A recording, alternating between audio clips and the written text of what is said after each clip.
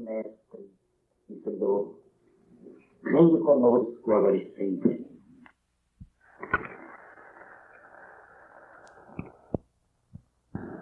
Ela era uma pobre viúva, cansada. Essa origem suas bolsas psicossomáticas. Contemplava com os olhos melancólicos, naquela noite, os seus 3 filhos únicos, todos eles paraplégicos, aqueles corpos mirrados, deitados ao léu do chão. Era um casebre pobre, sem força, por onde atentava o vento gelado da noite. Ali residia Maria da Cruz, conhecida da freguesia como a melhor lavadeira de roupa da região. À noite, quando o céu estava bordado de estrelas, Maria da Cruz aproximou-se da janela tosca e volveu os olhos na direção dos astros equidistantes e disse ao Cristo numa prece silenciosa: Senhor, vivo no mundo da desigualdade, do desconforto, aonde milhares e milhões de filhos de Deus gozam a fortuna, a fama, a glória, ao lado de outros milhares e milhões que esmolam, mutilados, desgraçados, doentes, infelizes. Quanto a mim, Senhor, e neste momento as lágrimas osofraram dos olhos tristes de Maria da Cruz. E ela acrescentou: sou uma pobre viúva que tenho 3 filhos inválidos, paraplégicos. Estou cansada, Senhor, porque logo eu a escolhida para uma expiação assim tão dolorosa. Naquele ínterim, Maria da Cruz sentiu um brando torpor a envolver-lhe o corpo. Procurou a cama tosca para descansar o corpo alquebrado, exaurido pelo trabalho do dia.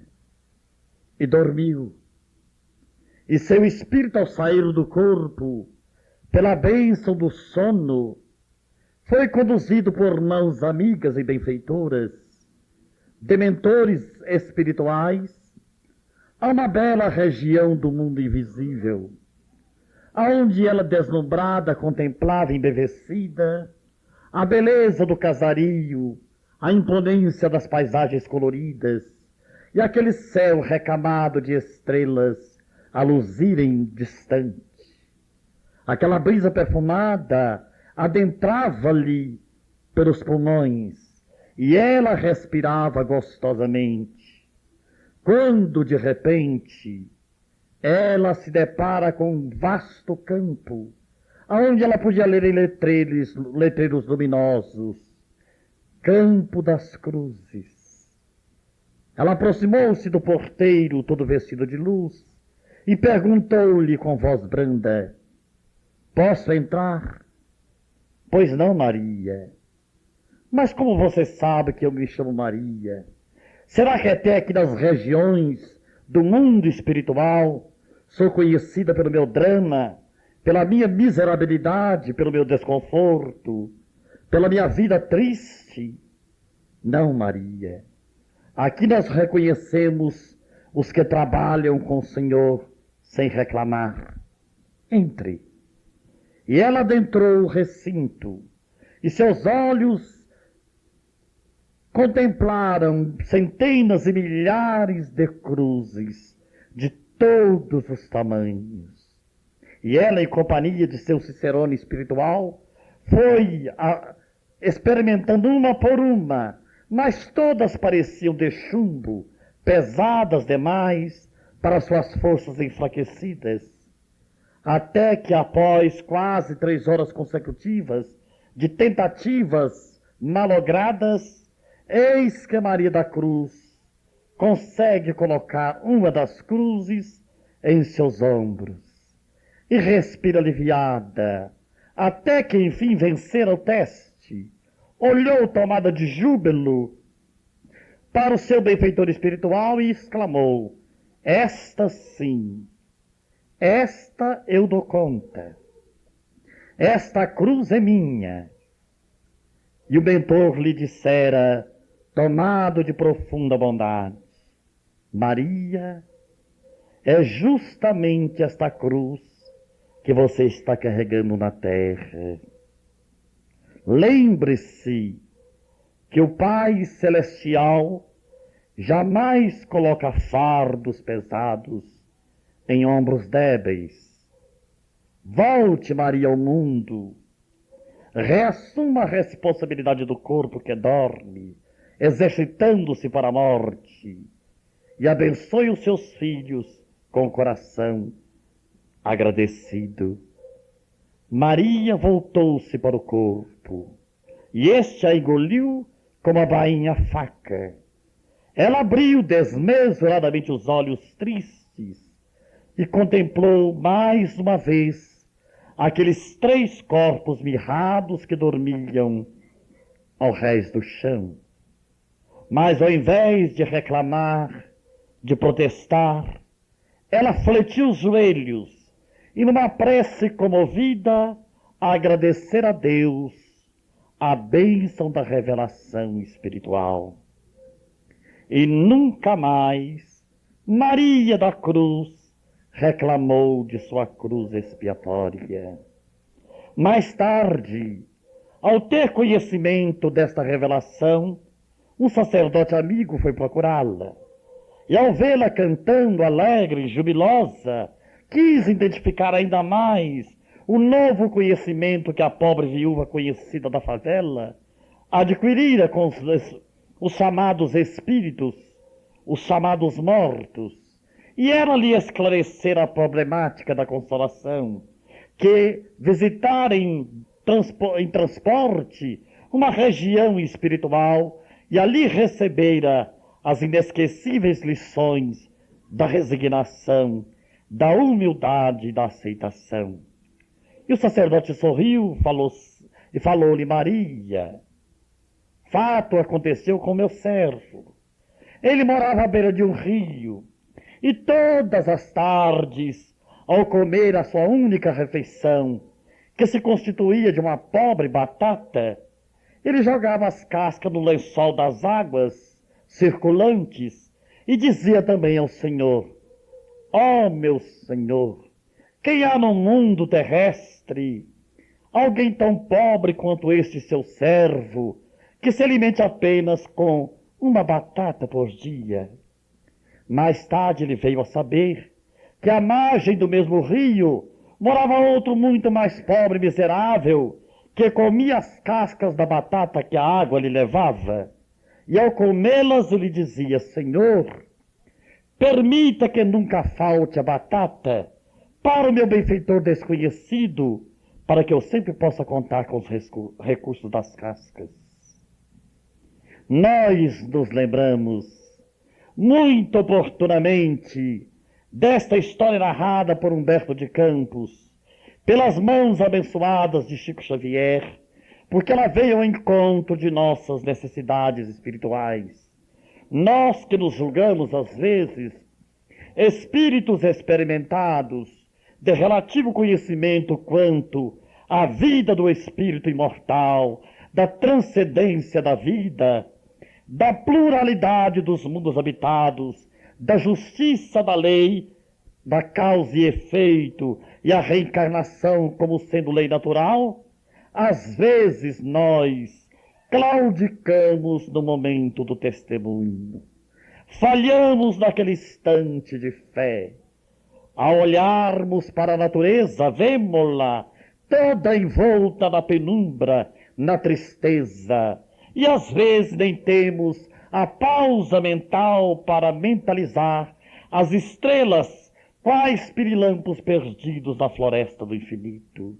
Apressados, vivendo apenas na horizontal dos interesses imediatistas, buscamos a sobrevivência do homem, a sobrevivência da matéria, considerando nas evasivas dos nossos sofismas filosóficos que a vida é apenas o momento que passa e que devemos viver apenas para o momento que passa, porque a posteriori tudo é dúvida que se esfuma dentro de quimeras banais.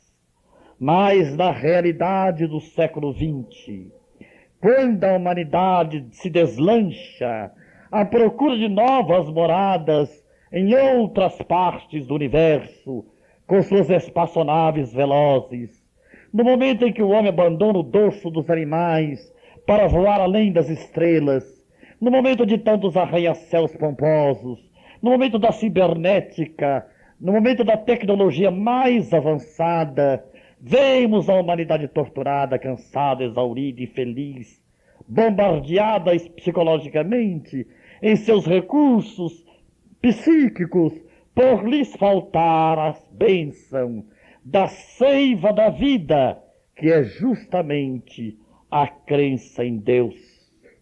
A crença na imortalidade do próprio espírito, da própria alma, a compreensão para entendermos que a Terra é apenas um departamento muito pequeno, infinitesimal, do edifício incomensurável do universo, e que o nosso estágio pela Terra é um aprendizado breve, e que nos compete valorizar o tempo, a inteligência e o corpo, e os bens materiais relativos que tenhamos, por mais modestos, na grande dinâmica do bem, na filantropia, na felicidade do progresso, do trabalho, da escola, aonde o homem se liberta da sua selvageria, da sua animalidade.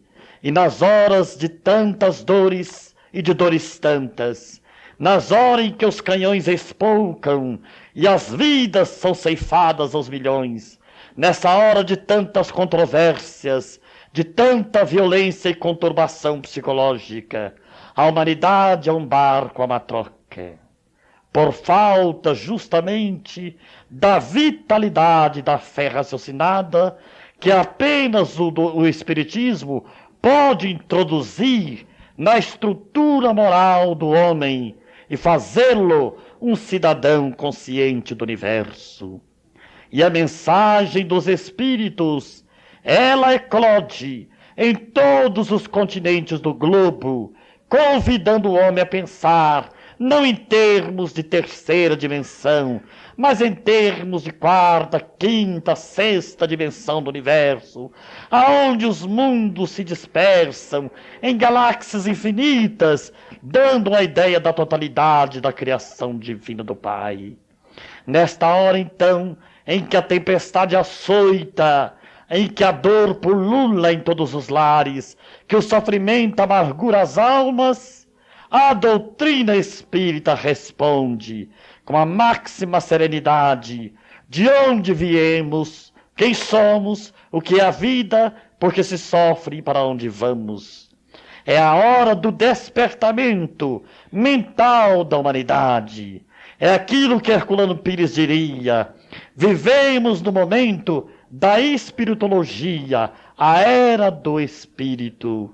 E na era do espírito, a doutrina espírita revive o cristianismo de Jesus para a humanidade sofrida desta Jerusalém do século XX.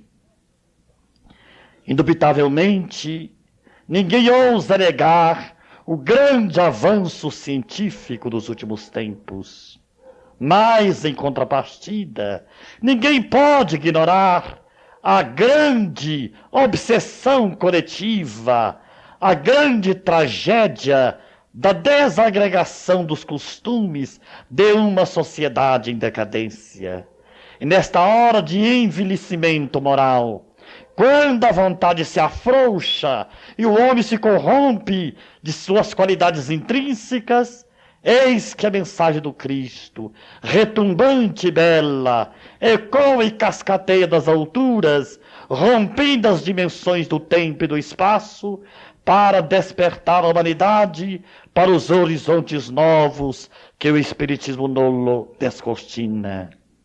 É a hora, então, em que a doutrina espírita revive para nós as palavras de Jesus, porque ele mesmo afirmara aos discípulos que passaria a terra e os céus, mas que suas palavras jamais passariam, e que ele, em tempo certo, em nome do Pai, haveria de enviar ao mundo o Consolador prometido, ou Paracleto, que nós sabemos ser a doutrina dos Espíritos, codificada por Allan Kardec, aquele francês admirável, aquele protótipo de sábio, de inteligência, que mereceu de Camille Flammarion a consideração e slogan de o bom senso encarnado.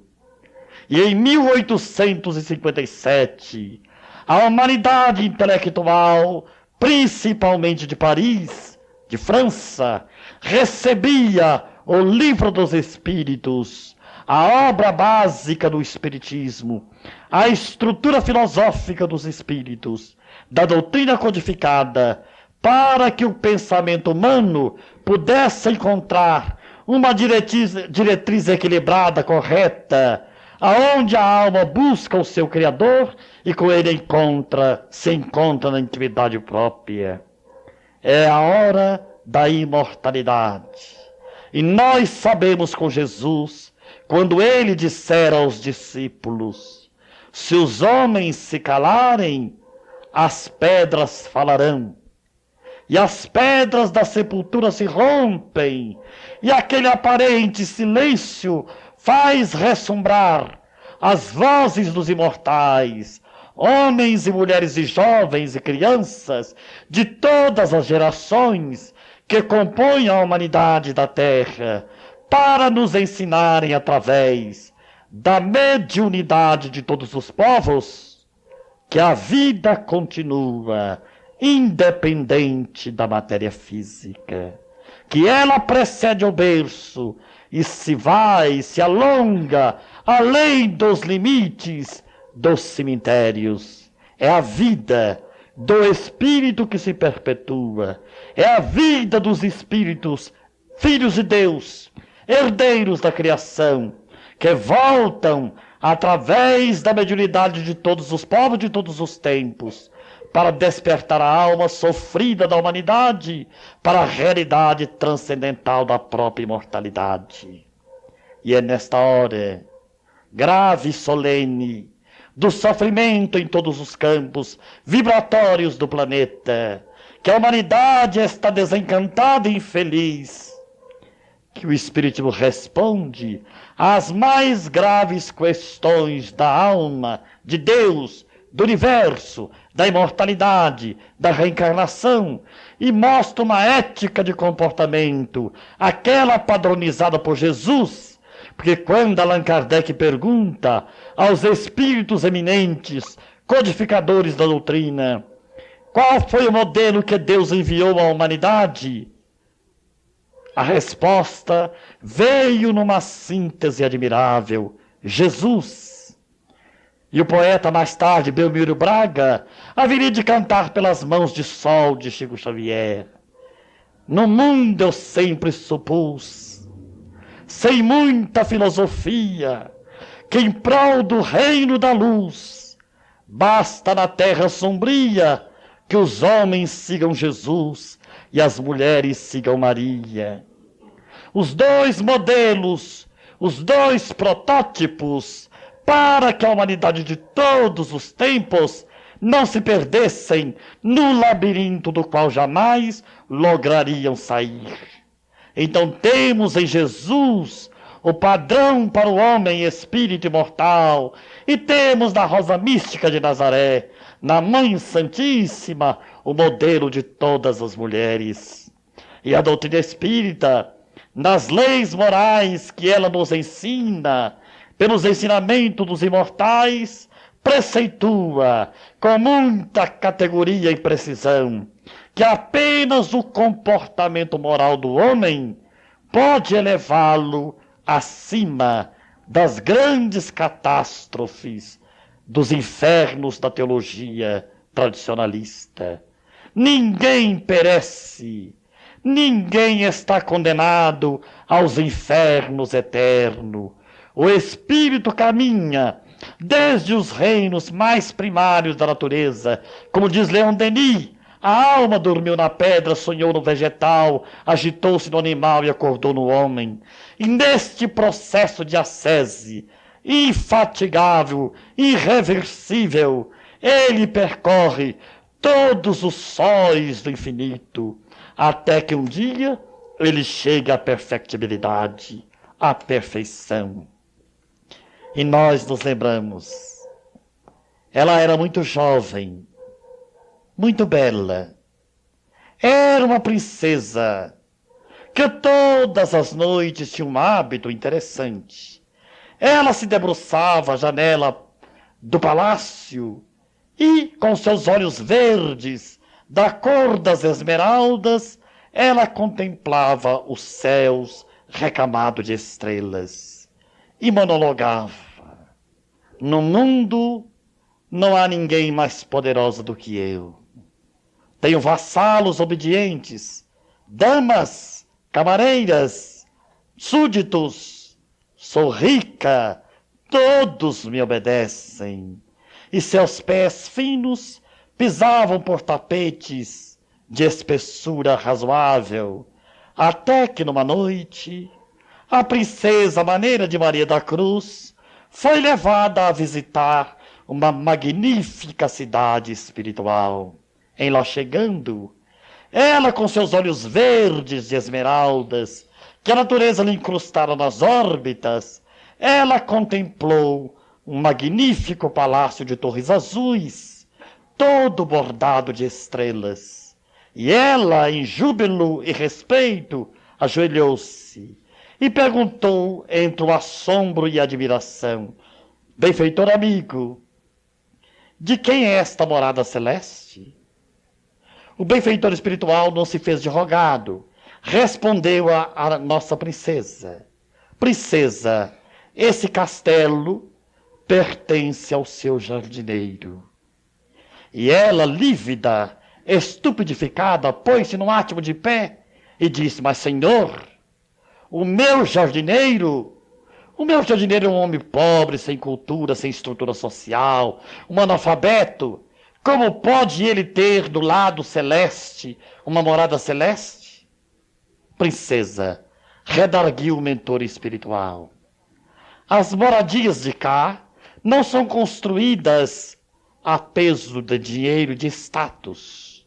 Aqui só se constrói com amor, com compreensão, com bondade, com humildade, com espírito de fraternidade. E esse pobre jardineiro, na sua expressão de definição, ele é um missionário do Cristo. Ele ama a natureza, as flores, as crianças, os doentes da favela e tem muita paciência com a mãe paralítica no leito. Seus pensamentos de prece, suas palavras de luz, construíram do lado de cá esse castelo de luz que o espera após a sua morte no mundo. Mal acreditando em tudo que via e ouvia, a princesa prosseguiu a excursão entre o assombro e o sofrimento moral. Quando, de repente, uma súbita metamorfose operara seus olhos verdes da princesa. A paisagem agora era raquítica, pobre, miserável, anêmica, sem nenhuma atração ou atrativo. E ela se vê, tomada de perplexidade e assombro, diante de um pobre casebre que os próprios animais fugiam medrosos. E ela, lívida, que tentando recuar os passos, perguntou ao mentor: amigo, por gentileza, quem é o pobre desgraçado proprietário dessa mansarda infecta que enoja os animais? O mentor não tinha agora o sorriso de primavera a emoldurar-lhe os lábios tristes. E ele respondera pausadamente: princesa, esta casa é sua. Mas há um equívoco, senhor. Eu sou a princesa, vivo num palácio, tenho vassalos, súditos que me obedecem, sou rica e formosa. Princesa, interveio o mentor. Todos os títulos da terra são empréstimos de Deus, para que os homens possam aprender a administrar com equilíbrio, bondade e justiça. Mas você não tem sabido, na sua encarnação, viver e conviver. Você nunca agradeceu a luz do sol, a beleza da natureza, o ar refrescante das manhãs e das tardes. Você nunca teve um sorriso de gratidão às mãos serviçais que lhe servem à mesa. Você nunca saiu da intimidade do castelo ao encontro dos infortúnios ocultos. Você, princesa, me lembra aquela rosa de estufa, bela, porém morta, sem seiva, sem perfume, sem vida. Princesa, nunca é tarde no mundo para recomeçar na construção do destino. Volte ao corpo e recomece com as primeiras luzes da manhã. E a princesa foi trazida de volta ao corpo que dormia e despertou-se, espreguiçou-se, e aqueles 2 belos olhos verdes de esmeralda contemplou embevecida pela primeira vez lá fora a beleza das flores, a mensagem da natureza, olhou na direção do astro-rei, agradeceu-lhe a luz de cada dia e desceu cantando para tomar o café da manhã. Foi um choque vibratório, um impacto entre os trabalhadores em azáfama no castelo, porque ninguém jamais vira em 20 anos uma palavra de compreensão, um sorriso de fraternidade, de alegria dos lábios da princesa. E naquela manhã de milagres, ela acordara cantando, feliz, alegre, saltitante, a todos cumprimentando. Então, eles conversavam, cochichavam de ouvido a ouvido. O que seria, qual milagre que teria acontecido com a nossa pequena personagem? Após o café, a princesa resolveu conhecer o jardineiro. Ela não o conhecia. Aquele homem que era tão pobre neste mundo e tão rico na outra vida. E ela, que era tão rica nesta vida e pobre mendiga na outra. Aproximou-se tímida do jardineiro, amigo, e viu pela primeira vez aqueles cabelos cor de neve, aqueles olhos pretos, aquelas mãos trêmulas, encarquilhadas, segurando uma tesoura. E perguntou-lhe a meia voz, entre o medo e a timidez: Senhor, o que devo eu fazer para mandar tijolos de luz para a eternidade? O jardineiro olhou para aquela roupagem jovem de moça e sorriu. E com ele sorrira toda aquela manhã de flores. E ele lhe dissera: princesa, é tão fácil. Quantos pés o Senhor da vida lhe deu? Lógico, Senhor, respondeu a princesa, um pouco indignada. Tenho 2 pés. Princesa, e quantos pares de sapatos você guarda na intimidade do castelo? Há mais de 150 pares. Por quê? Porque eu conheço uma favela pobre aqui aos arredores, que tem jovens da sua idade, que tem os pés feridos, sangrando pelos seixos e urzes do caminho, por não contarem com um singelo tamanco para o dia a dia. Princesa, quantos vestidos você guarda no guarda-roupa da fortuna? Mais de 200, Senhor. Aí, princesa, nesta mesma favela, tem muitas jovens que esperam a noite com seu manto de crepe, a lisa envolver os corpos, para que elas não se apresentem nuas por falta de um farrapo para se vestir. Oh, princesa, venha comigo. E pela vez primeira, a princesa levou o cesto de gêneros, remédios, na direção da favela. E coisa extraordinária, quando lá chegaram, todos faziam festa com o jardineiro. Crianças magras, subnutridas, tuberculosos, cancerosos, paralíticos, velhos, anciões. Ali estavam, todos eles, marcado por suas cruzes de sofrimento. Mas a princesa era uma ilustre desconhecida. Então ela compreendeu que perto daquele homem senhor e sem brasões sociais, aquele homem sem status, a dor, a lágrima e o infortúnio viam-no como semideus, ao passo que ela era uma ignorada infeliz. Mas passou a imitar, por sua vez, os gestos e atitudes do jardineiro. Aqui ele fazia um cafuné na cabeça de uma criança, aparava as unhas de um paralítico, dava doces, guloseimas a todos e falava-lhes de Jesus, falava-lhes da imortalidade. O jardineiro para visitar a favela de seus sonhos. E tanto ela amara, tanto ela compreendera, tanto ela se dedicara e se dera de si, que os favelados, infortunados e tristes consideravam-na a fada da caridade, a boa fada do castelo. Tudo melhorara na vida da princesa.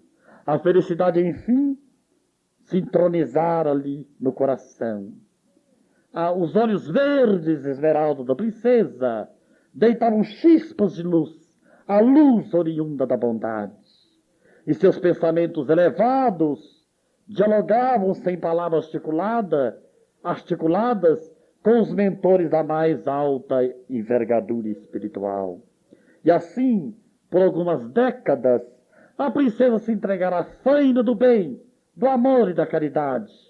Quando um dia, para a tristeza de seus milhares de protegidos, a morte rondou o castelo em que morava a princesa e pôs luto de dor naquela casa.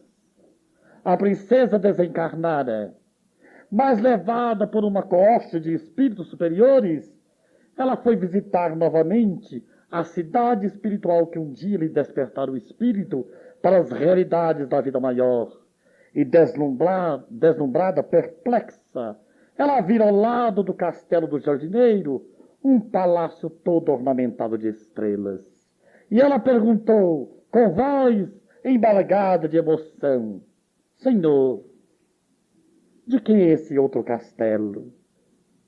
É seu, princesa. Você o construiu na renúncia, na bondade espontânea, na humildade natural, ao contacto da miséria, da dor, da lágrima, do gemido, da orfandade, da viuvez, dos presidiários. Você o construiu com a alvenaria do amor. Então você é uma bem-aventurada da vida espiritual.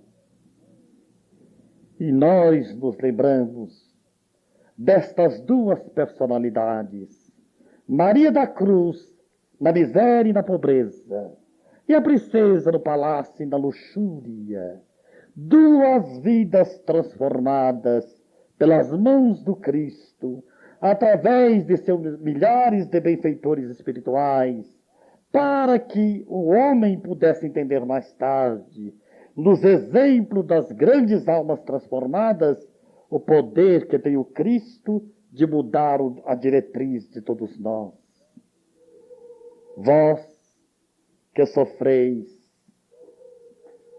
vós que chorais, vós que tremeis em noites de aflições, vós que nunca encontrastes um consolo, o arrimo, almas torturadas da provação, espíritos soluçantes nas grandes provas, ó vós, almas viajoras da evolução, ainda que habitais palácios, residências modestas, ou que vos encontrais ao relento da miséria do mundo social, vós que habitais, talvez, os recantos isolados da natureza, disputando com os próprios animais um lugar para dormir, vós que vasculais os cestos de detritos à procura de um repasto para o estômago atormentado, vós que nunca fostes amados, compreendidos, ouvi a mensagem que vem do alto. Tende ânimo, consolai-vos, porque a vida prossegue timorata, serena, impávida, além das penumbras dos sepulcros. Mas ai de vós, que viveis apenas em função da matéria, vós que zombais da divindade, vós que escarneceis da justiça e da verdade, vós que viveis apenas no momento do extinto que passa, vós que vos encontrais petrificados no orgulho, que é a lepra da alma, vós que vos explodis em cólera, vós que tendes a epiderme sensível do melindre, filho dileto do orgulho, vós que buscais o refúgio no materialismo que a todos engana, chorai e tremei-vos, porque grandes serão para todos vós a desolação espiritual. Mas os benfeitores da vida maior nos dizem que o nosso melhor tempo na reencarnação não foi o dia de ontem e nem será o dia de amanhã. É o agora, é o momento que se chama já, aonde nós tomamos uma nova postura, um novo posicionamento, buscamos uma nova diretriz e nos renovamos. Então saímos com o propósito de amar o sogro, compreender a sogra, a esposa, o esposo, o filho, o vizinho, o político, o professor, o lixeiro, todos aqueles que compõem a família humana. Porque o evangelho é muito fácil da tribuna, é muito fácil nas estantes, é muito difícil na prática. Na exemplificação. E nós sabemos que o evangelho começa no coração do lar. Se nós não sabemos conviver com 2 ou 3 pessoas na intimidade do lar, jamais saberemos conviver com 3 ou 4 mil pessoas no contexto social. É aqui a mensagem dos bons espíritos, para que nós tenhamos ouvidos de ouvir, olhos de ver e corações aptos a assimilarem a verdade. Conhecereis a verdade e a verdade vos libertará. E escreveu Allan Kardec esta legenda inovidável no frontispício da doutrina espírita: fora da caridade não há salvação.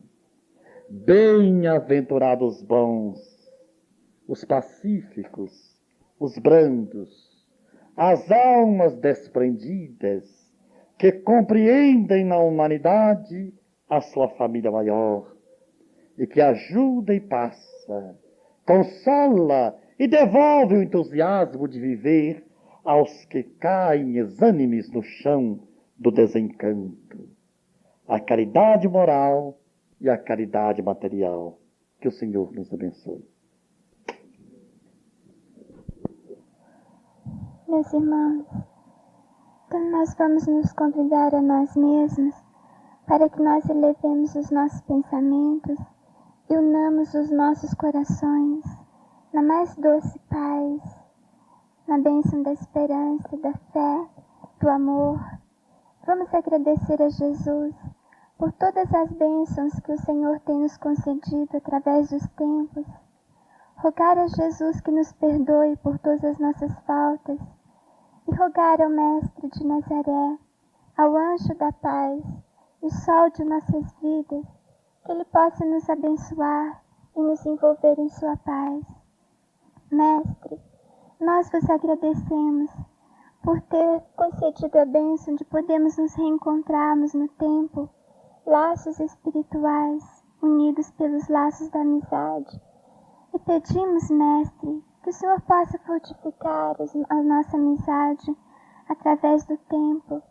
E pedimos também que os bons espíritos possam nos auxiliar no entendimento de nossa doutrina amada e no desenvolvimento de nosso discernimento. Obrigada, Jesus, muito obrigada por todas as bênçãos que temos recebido.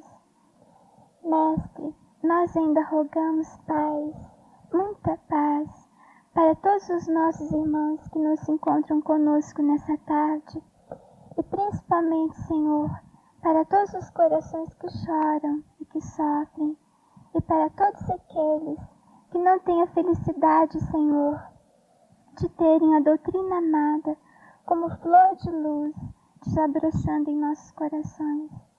Assim sendo, Mestre, nós rogamos que nos abençoe, e com a vossa prece nós iniciamos o nosso pinga-fogo dessa tarde. Pai, Pai nosso que estais nos céus, santificado seja o vosso santo nome. Venha a nós o vosso reino de luz e de verdades. Seja feita, Senhor, a sua santa vontade, assim na terra como nos círculos espirituais. O pão da mente, do corpo e da alma, dai-nos hoje e sempre.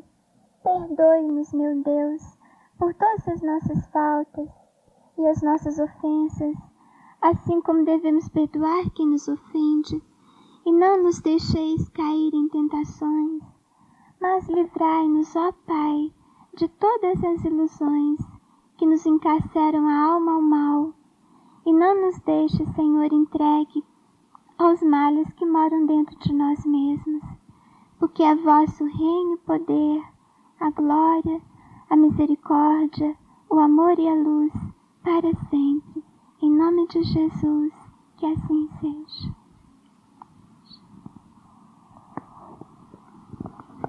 Ventilador vai atrapalhar a gravação.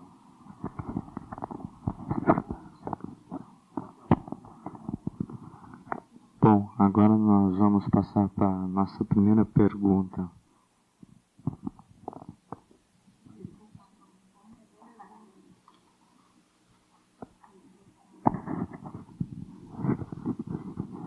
G, sobre o planeta. Só deixa eu não. Ana Lúcia vai fazer direto, G.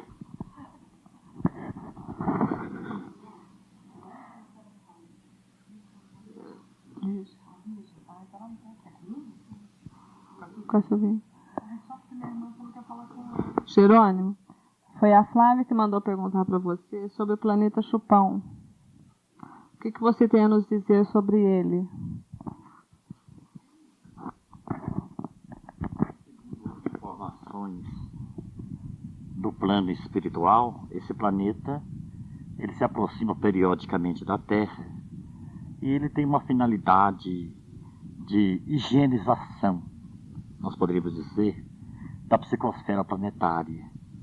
Todos aqueles espíritos afins com ele, com seu magnetismo, normalmente os espíritos cristalizados no ódio, na rebeldia, nas grandes degradações do espírito, serão, assim, convocados, atraídos para o seu habitat, para que a Terra possa ser escoimada, né, de toda essa força negativa que ainda reforça a psicosfera do planeta Terra.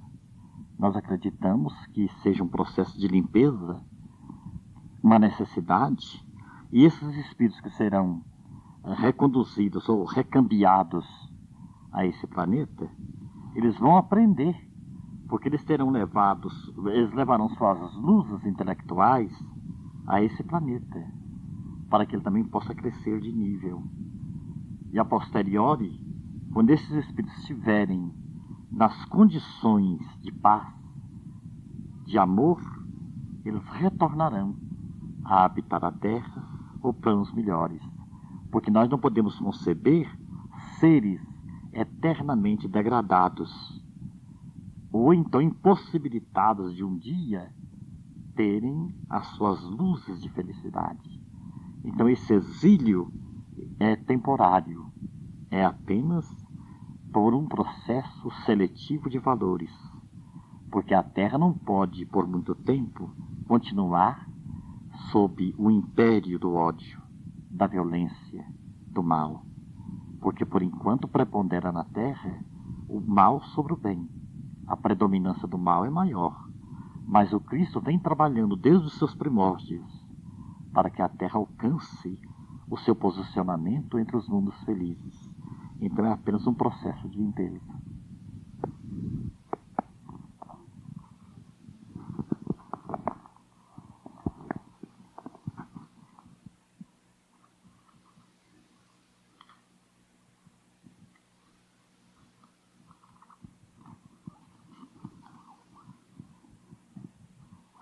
Gê, nós queríamos saber, uma amiga escreveu aqui sobre o doente mental, em todos os sentidos, e sobre os laços familiares, e se o doente mental também é kármico, ou se é, sim, problema genético ou kármico.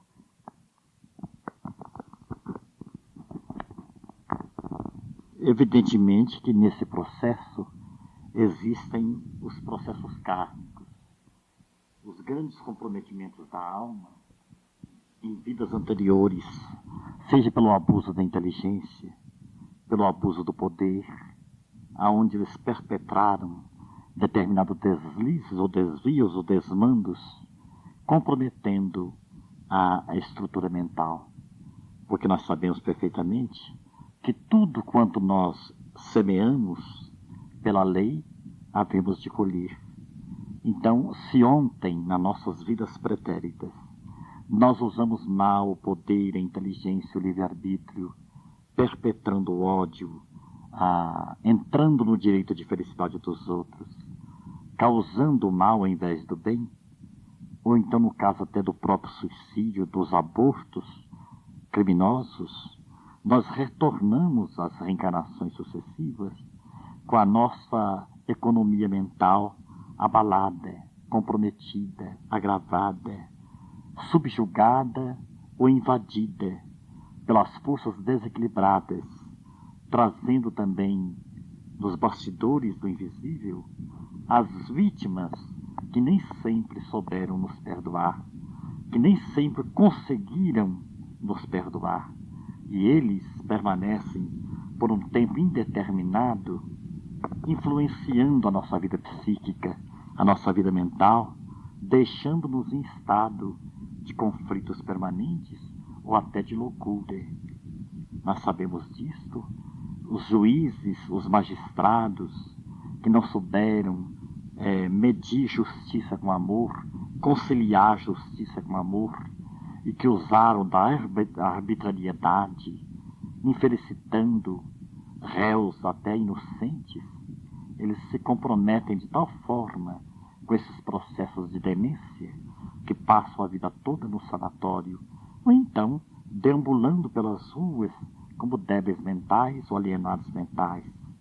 Agora, nós temos também aí as provações transitórias, as chamadas obsessões, que pelo nosso livre-arbítrio nós angariamos para nós, através dos vícios, dos desejos, da cólera, da impulsividade, da rebeldia.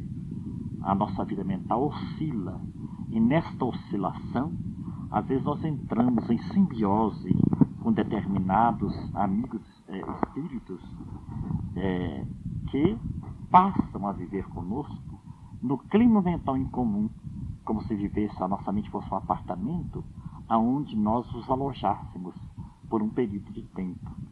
Esse processo obsessivo, ele é curável, ele não é kármico, ele é sanável através da regeneração do obsesso, da prática do passe, da prece, da água fluidificada, da terapêutica do bem, em que o paciente consegue se livrar dessa influência obsessiva. Porque a obsessão, ela nunca é unilateral, ela é sempre bilateral. Nós atraímos aqueles que são afins conosco. Os semelhantes se atraem. Então, na nossa vida mental, nós podemos colocar a esquizofrenia, que é o câncer da psiquiatria. Por que a psiquiatria não consegue solucionar os processos esquizofrênicos? Porque o esquizofrênico, no ontem de sua vida, foi aquele homicida. Ele matou e suicidou-se ao mesmo tempo. Então ele cria para si o processo da esquizofrenia, para resgatar esse duplo homicídio.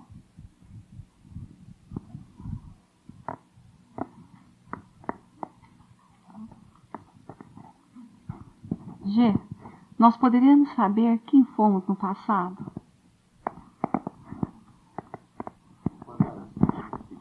Responda para nós.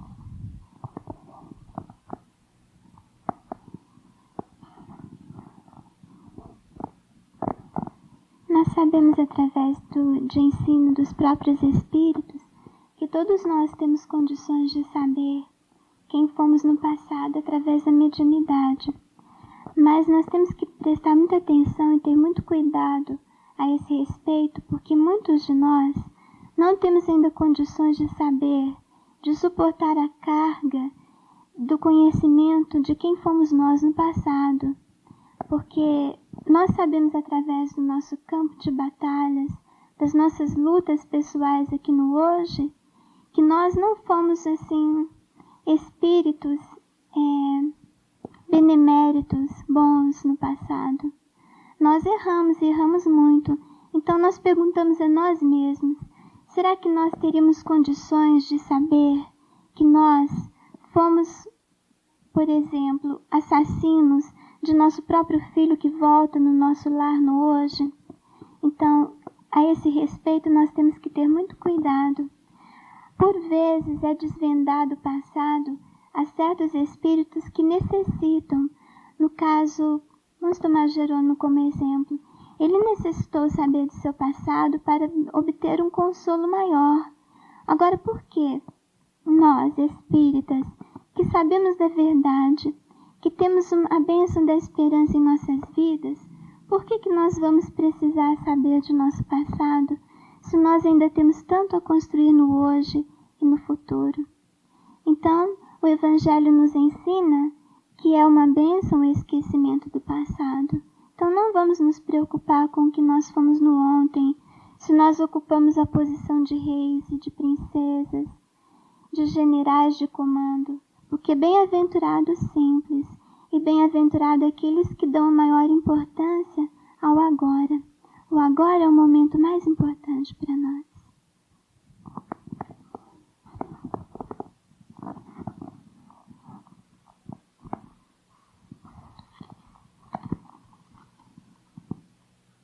Jerônimo, eu e minhas amigas gostaríamos que você falasse sobre a beneficência.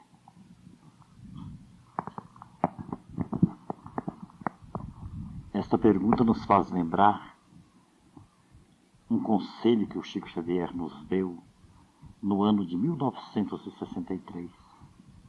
Talvez o médium preocupado com o desenvolver, o desenrolar dos nossos dias de provação, quando ainda éramos jovens, tínhamos nessa época apenas 22 anos, ele nos disse: meu filho, com minha experiência no convívio com os bons espíritos, eu posso lhe dizer que neste mundo, com exceção da caridade, tudo é ilusão. Se o homem soubesse que a caridade é o passaporte divino para que ele um dia possa habitar mundos felizes, se libertar de todos os desequilíbrios, de todas as doenças, processos de obsessão, ele colocaria o relógio despertar mais cedo para ele ter mais tempo de fazer o bem. Então nós vemos que a beneficência, ela é para nós tão imprescindível ao equilíbrio do espírito como o oxigênio para os nossos pulmões. Ninguém pode viver sem respirar. E se nós respirássemos o clima do bem, nós nos privaríamos de muitos dissabores, de muitos tormentos voluntários, de muitos entrechoques de doenças. porque o bem é comportamento, o bem é disciplina, o bem é a fraternidade em marcha, o bem é a vivência do homem em harmonia com Deus e a natureza, é o respeito profundo que devemos a todos os seres, até mesmo aos objetos, porque quando nós nos referimos a coisas, estas coisas são de Deus. Desde o inseto ao sol, o respeito que nós devemos ter pela natureza é aquele de Francisco de Assis. Irmã pedra, irmão fogo, irmão água, irmão sol, irmã lua. Quer dizer, a beneficência é o sentido natural de Deus. Não há outro caminho para a felicidade a não ser através do bem. O bem é a única fórmula de se ser feliz. É aqui ou em outros mundos. Tanto que todos os espíritos, após se reconhecerem conscientes no plano espiritual, eles voltam para proclamarem, através da mediunidade: irmãos da terra, trabalhai enquanto puderdes, fazei todo o bem possível, perdoai os vossos algozes, né? Tende cuidado com os vossos pensamentos e palavras, porque do lado de cá, ou seja, nessa dimensão do espírito, só o bem prevalece.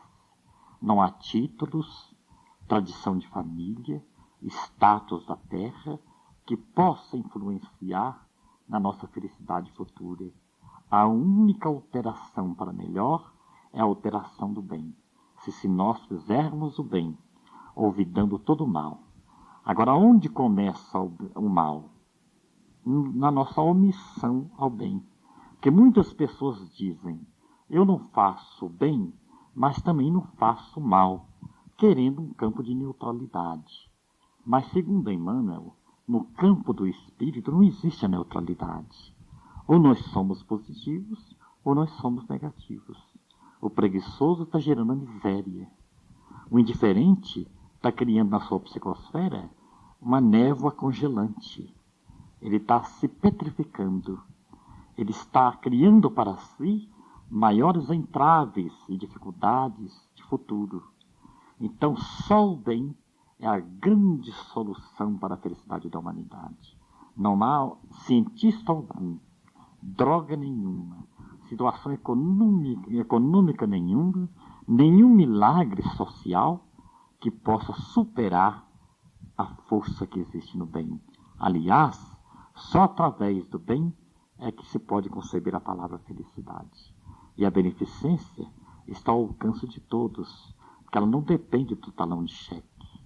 Ela é o sorriso, é a prece, é a palavra amiga, é o silêncio diante da cólera, da ofensa, da calúnia, é o perdão espontâneo, é a visita fraterna, é o aperto de mão, é o abraço amigo, é a flor que se planta, o animal que se cura, que se cuida.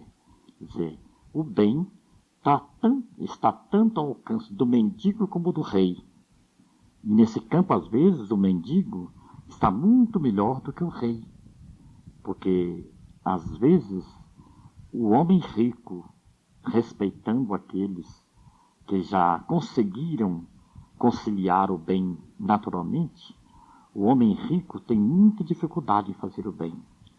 Geralmente a pessoa mais pobre, mais carente, mais necessitada ou mais sofrida já aprendeu a solidariedade com os que sofrem. Isso é tanto verdade que Jesus não condenou a riqueza, mas ele fez uma consideração filosófica muito importante, que era muito mais fácil um camelo passar por o fundo de uma agulha do que um rico entrar no reino dos céus. E acrescenta aos espíritos, no livro dos espíritos, que o bem, quanto mais dificuldade em fazê-lo, maior é o mérito.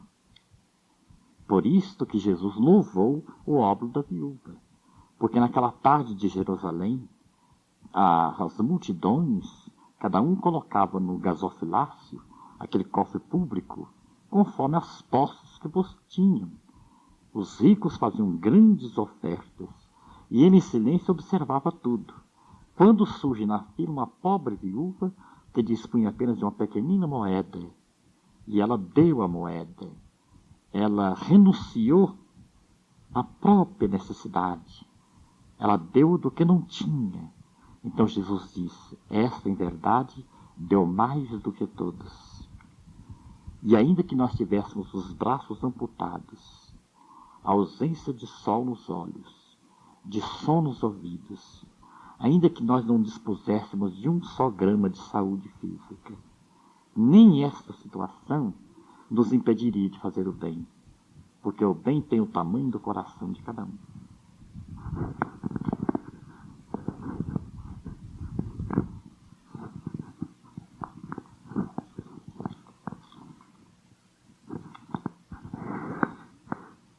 O câncer é sempre problema físico ou também pode ser espiritual? Eu me recordo de que certa vez eu perguntei ao Chico da Comunhão Espírita Cristã, após os trabalhos encerrados, Chico, o câncer é sempre um resgate? Ele nos disse, nem sempre. Eu quero acreditar, palavras do Chico, que uma pessoa depois dos 40, 45, 46 anos, que receba um câncer, ele está sendo auxiliado pelo mundo espiritual para entrar no mundo dos espíritos com menores dificuldades. Porque nós sabemos que o câncer é uma enfermidade que, quando o paciente tem aquela estrutura de recebê-lo sem revolta, sem se traumatizar, sem se lamentar, sem protestar contra Deus, de forma resignada, é a doença que limpa, é uma espécie